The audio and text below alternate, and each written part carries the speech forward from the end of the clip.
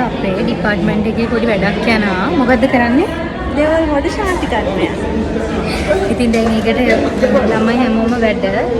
මෙන්න මේ විදිහට තමයි යාළුවා වැඩ කරන්නේ. හෙලෝ යාළුවනේ, කොහමද ඔයාලට?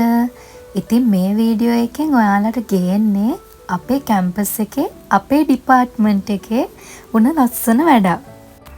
ඉතින් අපි මේ කරන්න හදන්නේ අපේ ඩිපාර්ට්මන්ට් එකේ අයියලා අක්කලා ඒ වගේම අපි එකතු වෙලා දෙවොල්මඩු ශාන්ති කර්මයක් කරන්න තමයි හදන්නේ. අපේ අධ්‍යාපනයේට ලොකු අත්දැකීමක් කරගන්න පුළුවන් මේ දෙයින්. ඉතින් මම ඔයාලට මේකේ තියෙන විශේෂ කොටස් ඔයාලට පෙන්වන්නම්. සුබ දවසක් සියලුම දෙනාට. ඉතින් එත්නෝ මියුසිකොලොජි ඩිපාර්ට්මන්ට් එකේ ඒ කියන්නේ අපේ ඩිපාර්ට්මන්ට් එකේ අද ලස්සන වැඩක් යනවා. ඒ තමයි ශාන්ති කර්මයක් කරනවා. මේ ශාන්ති කර්මය දෙවොල්මඩු ශාන්ති කර්මය පහතරට සම්ප්‍රදායට ශාන්ති කර්මයක්. සෙත ශාන්ති උදෙසා තමයි මේ සිද්ධ කරන්නේ. ඉතින් දැන් සියලුම සැරසිලි කටයුතු සිදු කරලා අවසానයි. අපි බලමු මේ වගේ මොනවද තියෙන්නේ කියලා. විසෝ කප පාදම ගාව හිටවනවා. එතකොට පහන් පැල. ඔබ ගම්බාර දෙවියන්ටයි පළාත් වාසය. ගොක්කතු වලින් තමයි සැරසිලි කරලා තියෙන්නේ. ඒ වගේම මල් උලත් පුටු. උලත් පුටු තියෙනවා. කුවක් මල් වලින් උලත් වලින් තමයි සැරසිලි කරලා තියෙන්නේ.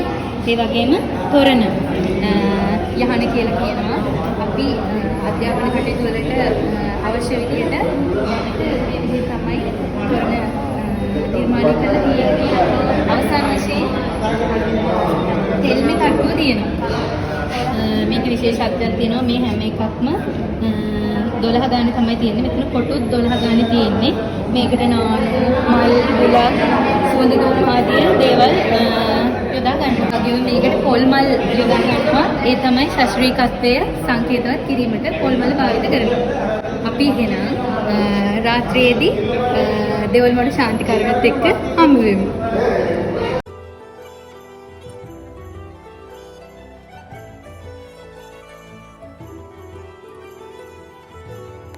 සුපිරි සින්දු ටිකක් තමයි හොස්ටල් එකට ඇවිත් වොච් දාගෙන දැන් ආයෙම කැම්පස් එකට යන ගමන් ඉන්නේ.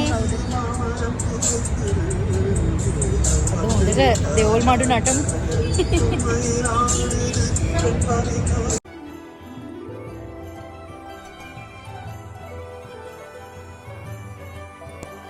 ඉතින් මෙන්න මේ විදිහට තමයි අපි දෙවොල්මඩුව ආරම්භ කරේ. ලස්සන දේවල් ඔයාලට ගේන්නම්.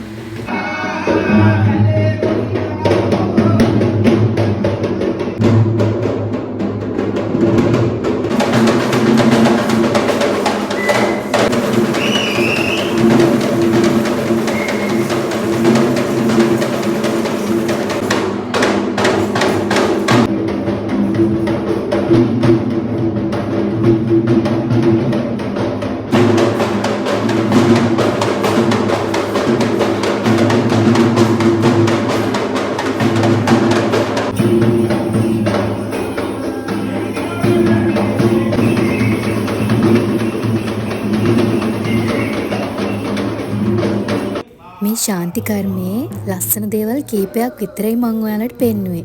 ඒ වගේම තවත් ගැඹුරු දේවල් මේ වගේ තියෙනවා. අපේ සංස්කෘතිය ඉතා වටිනා සංස්කෘතියක්. ඒ වගේම මේ වගේ දෙයක් සංවිධානය කරපු හැමෝටම ගොඩක් ස්තුතියි.